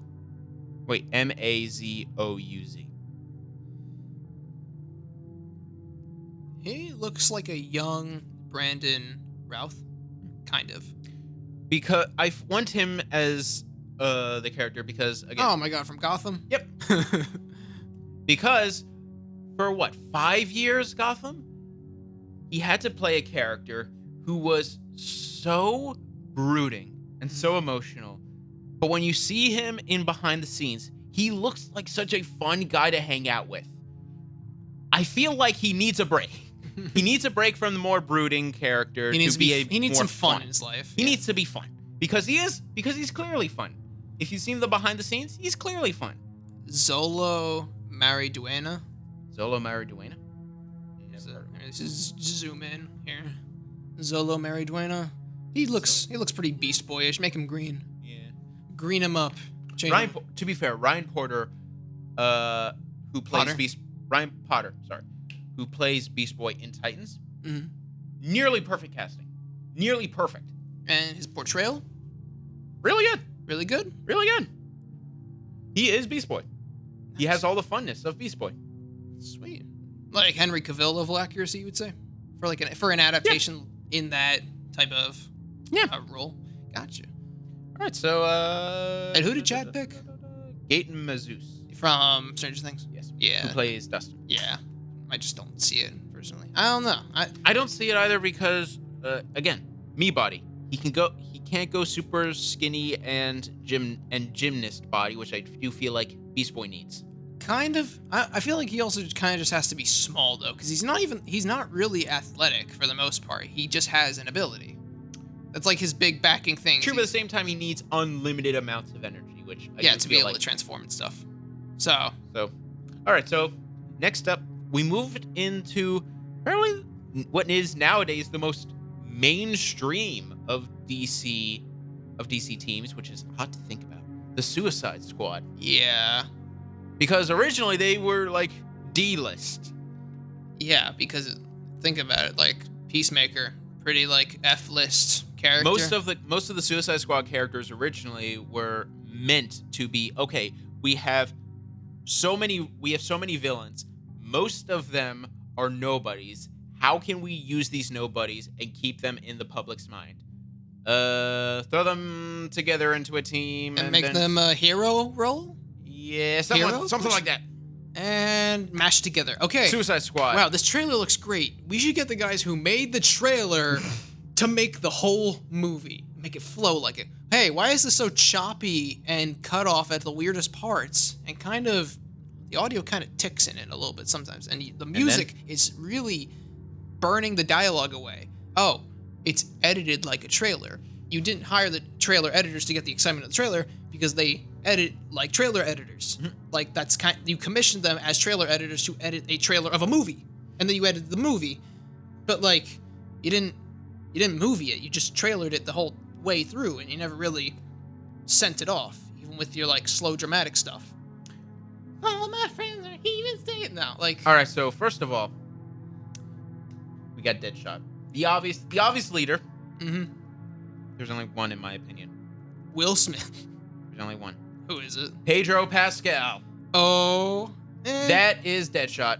You look at Pedro Pascal. He's on the number one. Look at Pedro Pascal, then look at what comic Deadshot looks like.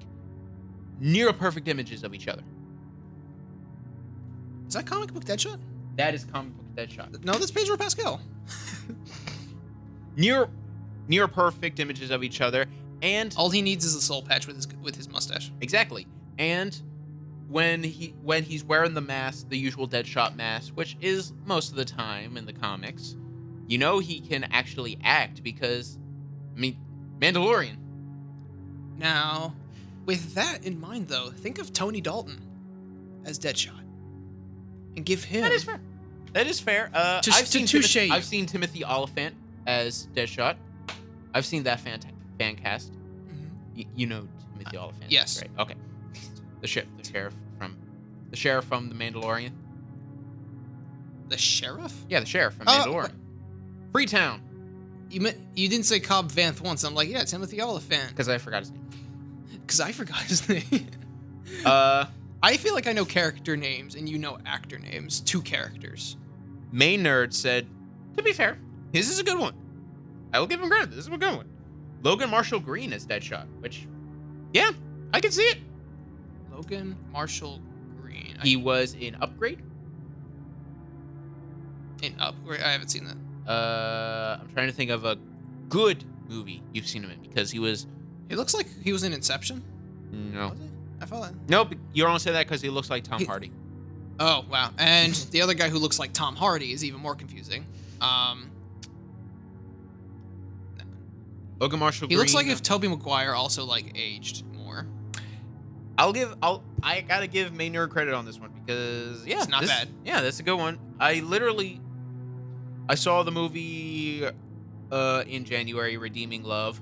Awful romance, but he was amazing in it. He was halfway worth the price of admission because of how good of a performance he gave. He carried the movie, you're saying?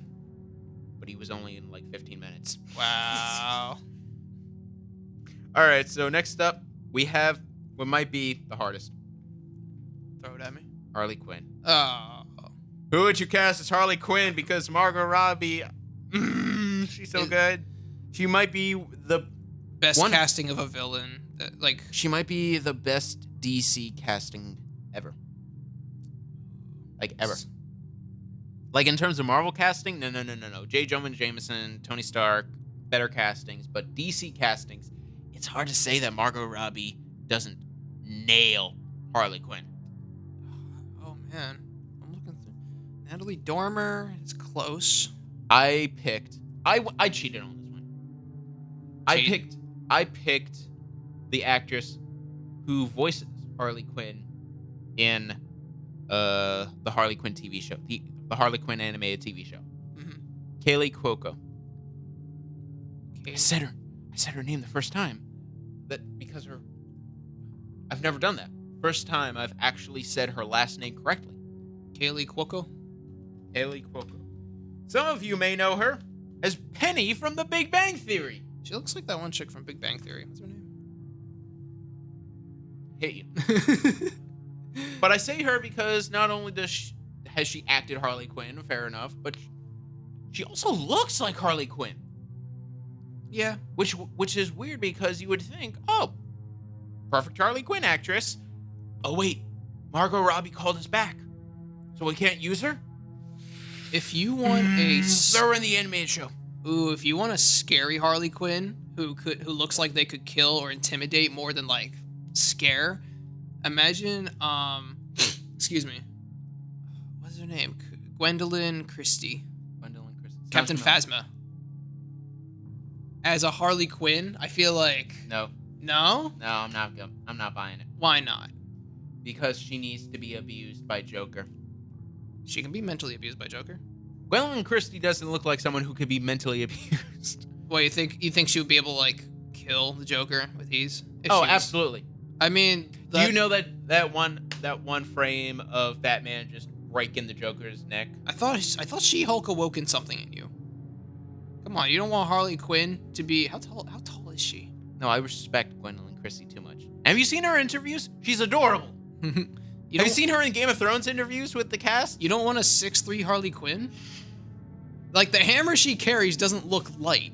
The way that she interacts with the actor who plays Jaime Lannister on that show when they're in interviews together, it's amazing. I respect her too much.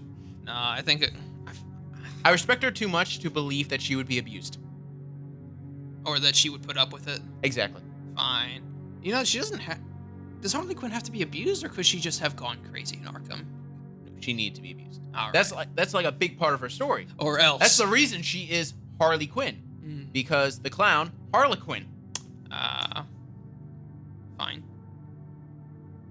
Who are you choosing? I'm not choosing. No. Choose. No. Choose. I had to. What was Chad's pick? Chad's pick was Diane Guerrero. Diane Guerrero. I gotta look that up. Do I know Sophia Boutella? Diane Guerrero. Yeah, I can see it. Yeah. Yeah. She's in Doom Patrol, and she already plays a very crazy character in that, so I can see it.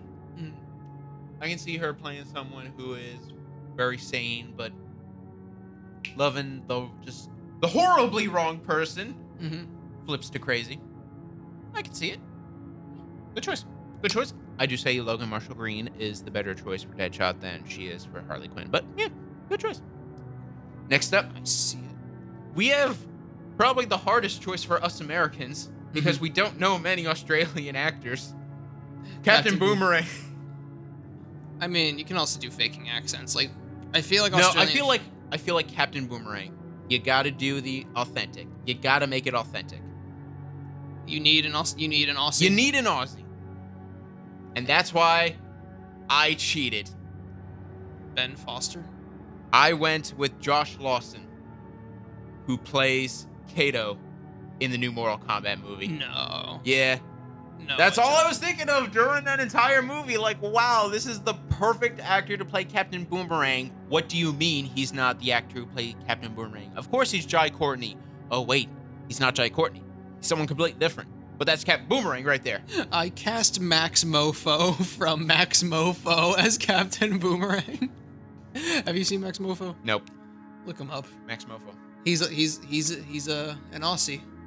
Only people from New Zealand are called Kiwis, right? I don't know. M-O-E. Wow. There's your Captain Boomerang. He's insane. He's an actor, sort of. All of his pictures are covered by play buttons. There's your. Oh yeah. There's your Captain Boomerang. There's your Captain Boomerang. Those are very old pics. Those are like Tumblr 2012 pics. Scroll down a little bit. Yeah, And you get current day him. He's more insane than he looks. Scroll up. Left. No, go left. There's your Captain Boomerang. There. Honestly, he's not an awful choice. He's the Look at him in a beanie. Look, that's Captain Boomerang's look. Yeah. He's supposed to be in a beanie. Genuine Aussie, insane. I think he's thrown a couple of boomerangs because boomerangs are Australian. Yeah. That's such an Australian word. Boomerang. Didgeridoo. May Nurse said that he would cast Nick Blood, who I know from Agents of S.H.I.E.L.D. I don't think so. Because he may look like Captain Boomerang. He looks a little too badass. But he's English. That's my red flag. Oh, wait, what about... You gotta make him... he's gotta be authentically Australian. Even like if you're doing American Australian actors. What about Martin Freeman as Captain Boomerang? He's the only British exception. The only British exception. Or Andy Serkis. Or Andy Serkis. Andy Serkis, maybe. Like, Andy Serkis may be an exception. There's a couple who can, like... They can pull it off. We can sneak them in. We can sneak them in, but for the most part, no. It's got to be authentically British. Authentically Aussie. Can I please go with Max? Max Mofo? How many Australian actors do you know? Come on. I mean, I watched Raka Raka, so I know a lot. Well, I watched Max. I had my pick of the litter. I watched Cold once, so I got Max. I think it works. I was this close to choosing one of the Raka Raka guys. Oh man, I was this close. Anthony Padilla as like Red Hood. Anthony Padilla as Deadshot. As Deadshot? As Deadshot. I feel like he could pull it off. No, he's not scruffy enough, you know? No, he is. Have you seen him? He is scruffy. No, he's still a little soft and bouncy and like pasty. I think he would pull more of a Red Hood or Dick Grayson. Because he's still Brandon pretty Rogers young. as King Shark. No. No, Brandon Rogers as Harley Quinn. We're gonna make a YouTuber Suicide Squad. Oh my god, that could be an episode. Yes. That I would. We're gonna make a YouTube Suicide Squad. Are you adding that to the future episode list? We're making it. All right, that's perfect. All right, so next up we have Killer Frost, who I just want to say, Flash butchered, both literally and figuratively, because she did now. Captain Frost. Killer Frost. Did I say? You said Captain. I typed Frost. killer and still said captain. Like why? I don't know. My mouth doesn't have good grammar, but my fingers have perfect typing skills. I was looking through the actors who could possibly play Killer Frost. Ooh. And I knew I had the actress because of her name. I'm gonna type it in, and I want you to say the name out loud. Can I pull back my Gwendolyn Christie? Because I don't think Killer Frost would take anything from anyone. Fair enough. Can I make that? I want Gwendolyn Christie as a DC character. I want that. But this is my choice because of her name. Let me see. Oh, that's not bad at all. Her name is Brittany Snow, who I know from Pitch Perfect and X. She was in X. She has all three hair colors except for white too. So. Exactly. Look at that. That's Killer Frost. That name is Killer Frost, man. Caitlin Snow. Killer Frost. Hello, Caitlin Snow. Killer Frost. No, Caitlin Snow, Brittany Snow, Killer Frost. You can't get much more obvious than that. It's not on the nose. The nose is in the snow. Yeah. It snows. You know, it snows. Rhymes like dimes.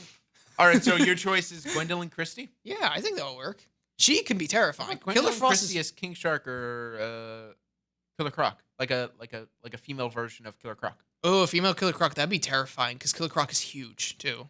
He's supposed to be a giant, like sewer crawling croc person. So, I think he's not a croc person. He has a skin disorder. Yeah, but he's like associated as the croc person. Yeah, more than Lizard from Spider-Man is. I think Killer Croc might still... No, I think Lizard is more associated because Lizard straight up wanted to make himself a lizard. Killer Croc just looks... Killer Croc just has a looks horrible scaly. Condition and is given the most insulting name over his uncontrollable condition. Exactly. Whoever makes the headlines for the Gotham newspaper should be bullied. What is the main feature you associate with this mentally ill person? Ooh, he has a horrible condition that makes his eye pop out when he's extremely scared or stressed. The eye-popping thief. What should we do about this man who has severe borderline personality disorder and has a obsession with Alice in Wonderland? Oh, let's call him the Mad Hatter. Wow, he's having a breakdown in the street and he's threatening a bunch of people. Let's give him a really funny name to scream at him so that guy dressed up in a costume can beat him up. The only one who doesn't have one is Victor Zsasz, and that's because he's just too dark to give a name. He's too realistic to give a name. And this guy who got half of his face horrifically dismembered. And used to be the hero of the city. He's a little two-faced, a little on the nose, am I right? Publish it. Print that right now on my desk. 5 minutes. Main Nerd said that his choice for Killer Frost is Rose McIver. Rose McIver. Remember when MacGyver was like the biggest thing to parody or mention or reference? I think Keanu Reeves is like the MacGyver of our time. I remember when MacGyver was a TV show. Rose McIver. Oh, I know her. I see it, but I think mine beats his. I think personally. mine beats his too. So sorry, Chad. I know her from Supergirl. In the market of free ideas, even though we both own the show, and you're going to be a guest. Exactly. We're going to beat you down with facts. You're our guest, so next time we'll be nice to you. But now we're just going to say you're wrong. We're both chronically online, which is weird that you don't know what base means to me. It's still confusing. Like, you're chronically online as a millennial, I think, still. I'm more online for the intellectual value. The culture. The culture. Well, you're the intellectual I'm an culture. intellectual mole. I am a sporadic and attention diverted mole. Like, I make 3 paths that lead to dead ends. You make like a connected chamber. Exactly. So that works in this. Last but not least, we have King Shark. Oh, that's gonna be difficult. Hold on. I went more specifically voice actor. Voice actor. Who voice actor? Woody Harrelson, I think, could work. Sylvester Stallone was inspired. By Woody Harrelson? No, he was an inspired choice. Oh, okay. Who is it? New dumb friends. No, he was an inspired choice. Dumb.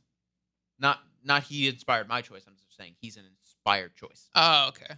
Inspired by? No, he's just inspired. Have you never heard the phrase an inspired choice or something like that? I have an inspired. He's not inspired by anything. It's just amazing. That's redundant. Says the person who keeps saying based. Cringe.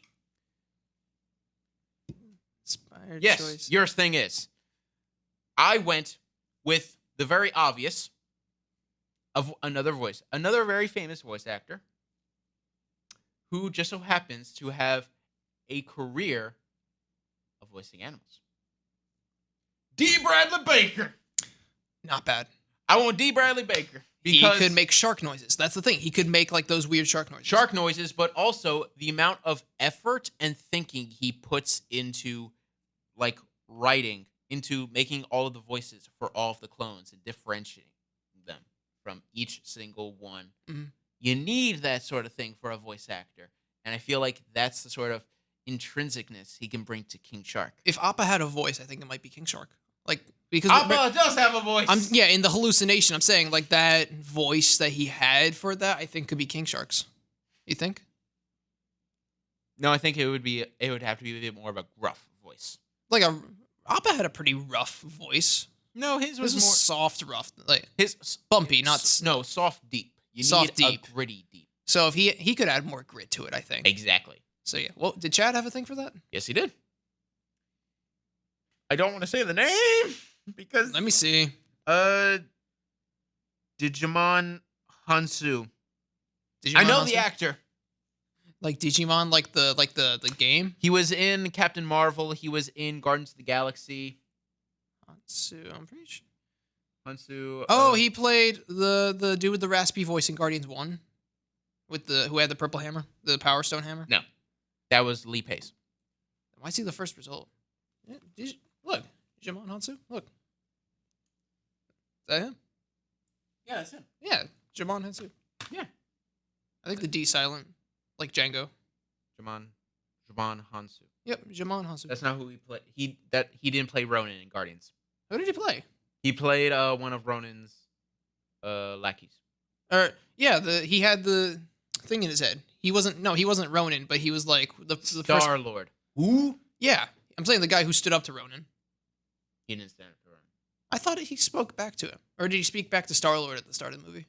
After he spoke back to Star Lord. Okay, but yeah, no, I'm not. Yeah, but he was also in Captain Marvel. Really? Yeah. When? He was one of the Kree. He was one of the Kree soldiers, along with Captain Marvel in the very beginning of the film when she was on the bad guy's side. I did not know that. Yeah. Another one of those like continuity background folk. Exactly. It's interesting though. So yeah, a lot of choices. A lot of choices. There's a lot to write down, Yeah. and I barely got any of it down. So out of all of them, who do you like actively like want to see? Actively want to see. Actively want to see. Portrayed in a new role. Kingdom Come Superman, definitely at the top. You just want to see Kingdom Come Superman on the big screen. Yes, that is like my big one. Who did we say for Jay Garrick? That was probably my biggest cast. Bob Odenkirk. Bob Odenkirk as Jay Garrick, not for not just for Saul reasons. Nobody. Yes, especially as his like big fitness breakout, because that was like for a physical role, not just for like. He did visuals. He did his own stunts. Yeah. So yeah, I'd probably Bob Odenkirk. That's fair enough. Out of all of mine, I had a lot of ones that I'm very proud of, but also a lot of ones that I'm like, I don't know about that. Mm-hmm. But honestly, most of my Suicide Squad ones, I'm like very proud of.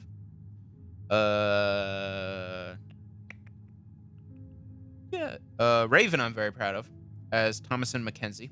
I'm very proud of. I do think she could be a good Raven. Mm-hmm. But I do think maybe Kaylee Cuoco might be my favorite as Harley Quinn, Gotcha. because she already proved that she can do the voice. She already proved that she can act the part. She already looks the part. All we need to do is just put those two things together. And considering the fact that Warner Brothers apparently isn't returning Margot Robbie's calls, looks like they may be going in a different direction, despite the fact that, Harley Quinn used to be their big selling point. That's so sad and rude, though. That like Because just straight up because Birds of Prey flopped, Suicide Squad flopped. suicide.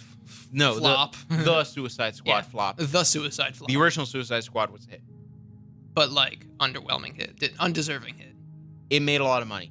Yeah. Birds of Prey and the Suicide Squad did not make a lot of money. Which is weird how unnecessary it was to kind of bring it back again then, because you could have just had Birds of Prey be like the spiritual successor to Suicide Squad. It was. Yeah, but it wasn't like the Suicide Squad kind of hard rebooted it again, or soft rebooted. My apologies. True. So just the overall mishandling leaves the room for another reboot. But are you going to reboot it just so everyone ignores your mess ups, or? Are you absolutely. Who do you think this is? Marvel? Where they accept their mistakes and make it into the canon and help revive it? Whether it's recasting or events not lining up, it could just No be Way for Home. Abstract, multiversal, wiggly-wimey, timey-wimey reasons, which Doctor Who gives the forgiveness for it. You know how open-ended that can be? Have we talked about Doctor Who yet? Because there's been news. We did an episode, but like, what's the recent news? The 14th Doctor has been cast. Who? I don't know his name. I don't know his name. I'm gonna race you to it. 14th Doctor. He's in Sex Education, but I've never seen Sex Education. Who will replace Jodie Whittaker? 14th Doctor. Michaela Cole is No. currently billed as one of the favorites. Nope. This guy. And I can't say his name either, which is a double whammy. Nkuti Gatwa. Yep. He's from Sex Education, which I've never seen Sex Education. I've He's seen going to trailers be- of him on TV. He's going to be the 14th Doctor. Great. Yep. Like, still Like- confused at the whole number. I thought it ended at 13. You gotta watch the show to understand. Yep. I'm Exactly. behind. I can't. So I You can't are very actually fight behind. this. I mean, a lot of people freaked out when Jodie Whittaker was cast because she was a woman. But that's the like. the internet, because not only is he a black man, he's a gay black man. So, oh wow. no! Oh no! The No! internet He's, just blew up. no! Deal And with it. along with that, his companion has already been cast. Okay. And for the 60th anniversary next year, 60th? 60th anniversary. Whoa. You know who's coming back? David Tennant and Catherine Tate. No way. It's official. They're coming back for the 60th anniversary. Great. I mean, we already have Matt Smith and David Tennant together for a hot minute, so Yeah. I'll take a special. I'll take a cross. I'll take a whatever. Apparently, the next episode of Doctor Who, which is the Century Special, which is the 100th anniversary of BBC itself, is going to be as long as a movie, an hour and a half long, Whoa. which would make it the longest Doctor Who episode ever, even longer than Day of the Doctor, which was shown in movie theaters. Cool. I'm excited. I'm excited. I'd love to catch up. I'm excited, but at the same time, because of how rushed a lot of Jodie Whittaker's era has been, most of her story arcs are just going to be left on the cutting room floor. Which they can leave maybe to later on. I feel like that's not what their plan is. I feel like nope, this was a horrible idea. No one likes the story arc, so we're just going to put them on the cutting room floor. And never approach something that could actually be really successful if you just put it out and like complete it. Yes. Don't cut it off prematurely. This is like your biggest franchise ever. Yes. Though to be fair, maybe they'll wait. They'll never learn. Though to be fair, the Century Special has the Daleks, the Cybermen, and the Classic or Master. Resurgence? Mixed. Mixed, cool. You haven't seen the new Cybermen. They're a mixture. The new Cyber. Well, you showed me the context of the classic Cybermen, and I know the context of of Doctor Who's Cybermen. New Cybermen. Which is really confusing because the classics were given. Yeah, those are the new Cybermen. Those are like 10. There's a 9 to 11, and No, then, they're like a perfect mixture of old school and new school. Oh, okay. I didn't even realize. It's going to be the villains are going to be the Daleks, the Cybermen, and the Master. Sweet. I love stuff with the Master. I The remember, Master has always been sidekicked with the Cybermen for some reason. even though he can stand on his own. I feel like most of the time, the Master feels like the Cybermen are the easiest to control, and that's why he always goes for them. Which is why I'm very interested in what the hell the Daleks have to do with anything. Stubbornness to not eradicate themselves, like a reoccurring thing. Just chase them to the end of time. True. But at the same time, it is going to be sad to see Jodie Whittaker leave the role. Yeah. I know for I'm you, gonna be you happy. love Jodie Whittaker. I'm going to be happy to see Chris Chibnall leave as showrunner. Because mishandling. he's freaking butchered the show. Like cutting room 6 floors. episode seasons across, what is it? 2018 to 2020. And yeah, And there was only 3 seasons. yeah, he needs to pass the torch now. He needs to pass the but torch. the Doctor's wrap-ups don't have to be so violent and like urgent. Feel like you can wrap something up simultaneously. You can wrap up storylines. Yeah. I mean, the 11th Doctor did that. 10th Doctor did that.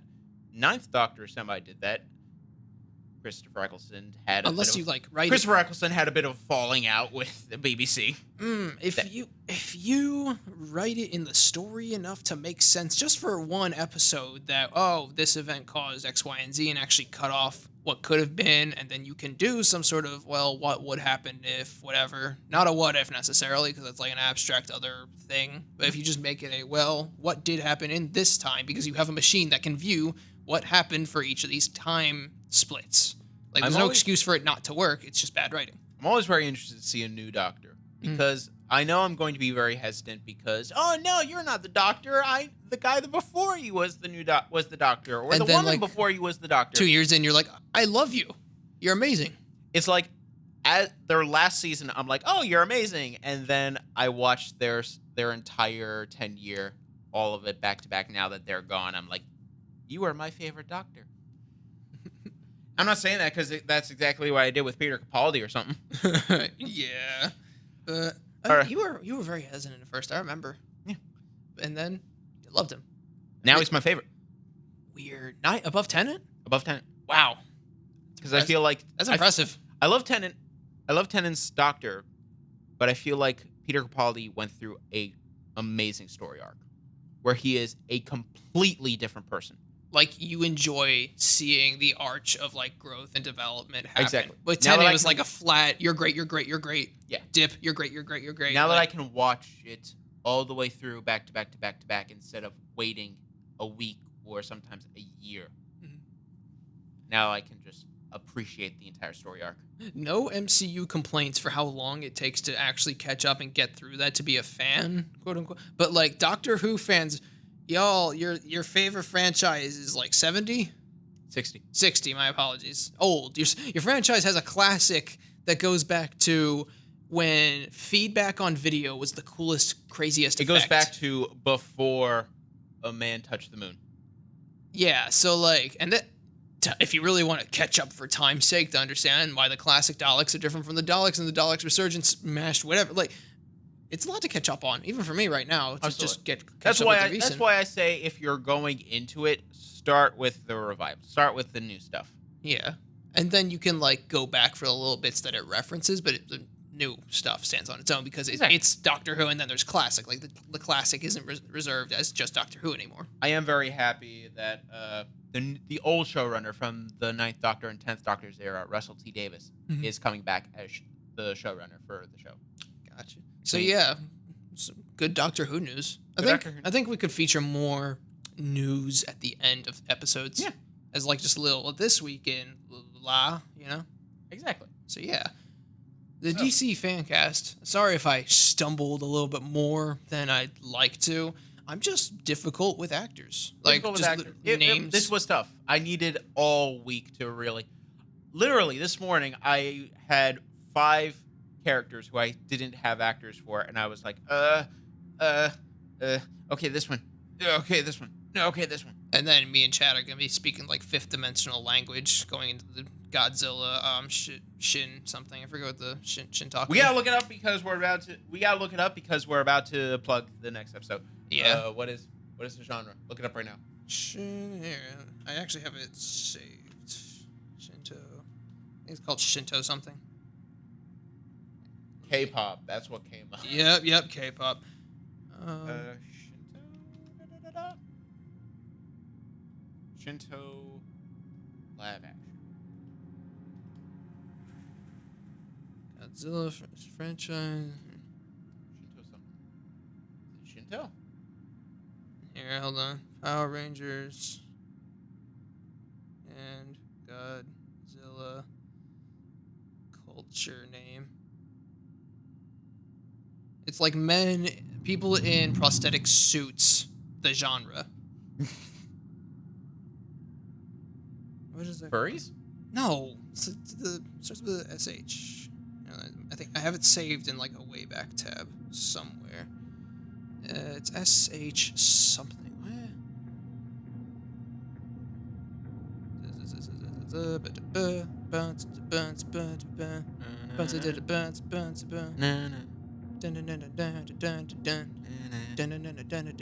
Megazord is part of. I feel like we were just doing the Danny Phantom theme right there. It's a phantom. Yeah. What culture?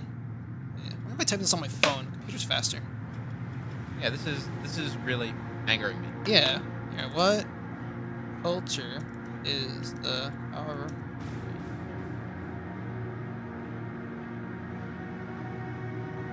there? Japanese genre of suit wearing.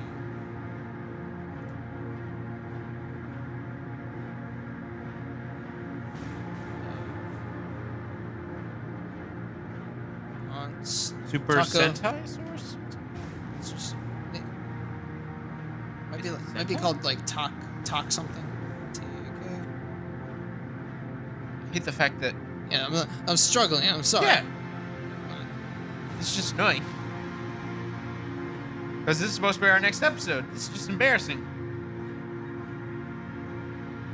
I feel like it's called Shinto. No, Shinto is like an actual religion. Yeah. Because that is. Because look, Spirit Away. There you go. Yeah. Practices Shintoism. I'm trying to view through all of the attachments. Well, going through the news, Amber Heard may be cut from Aquaman 3. Aquaman 2, sorry. And then I have all Common Riders part of it. Common Riders, Beetleborgs. Kaizoku, Mary Gedner, Tokusozu. Tokozu. It's Sentai. That's another series. He sent me so much to look over. I'm probably going to show you. Yes.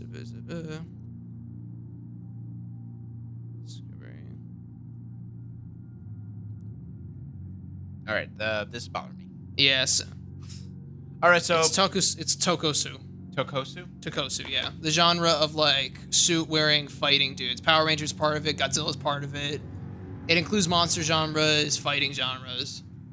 So yeah, a lot of that. Next up on Real Records.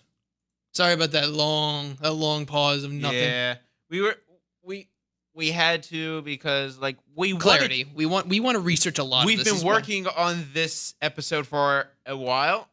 We've been wanting to do this episode for a while, and the fact that we couldn't remember the name was just embarrassing. Yeah. All right. We were literally watching. Which Power Rangers were we watching? Mighty Morphin, the original. The original Mighty Morphin. Morphin. From the 95. Yeah. So, and even... We were just laughing. One of my favorite movies ever, Godzilla Final Wars, is part of that genre. Like, where it's part of the intersection of it because of that. Like, early 2000s had the most of that, like, condensed for a while. So, yeah, that's our next up thing. Yeah. Next time on Real Records. Godzilla, Power Rangers, TMNT, and more. TMNT and more. More Kamen Riders. I recently rewatched all of Kamen Riders. Dragon Knight, I should say. All of Kamen Riders Dragon Knight. Just as decent as I remember, there was a death in it that I was like, oh no. Emotion. Oh no. No. Younger me wasn't exaggerating, no. Exactly. It was mature for what I remember. So sweet. We can talk more about that with Chad. It was like if Power Rangers was for 10 and younger, Kamen Riders was for 10 to 15. Oh, okay. So yeah, all that coming up next week, where Chad will probably rip each of us a new one. Oh, absolutely. Live. Just like how Courtney ripped me a new one last week. Yep. And how I was ripping you a new one like this week. Like, no. And in the Doctor Who, I think. So yeah.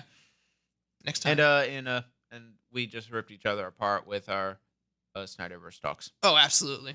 Can't wait to rip you apart again in the next debate. All right. So that will be next time.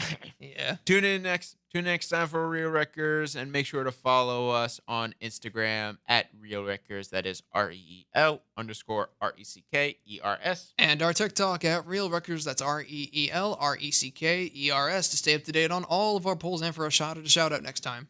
Until then, I'm Billy. And I'm Dalton. And you can consider this real wrecked. Japanese culture. Yeah.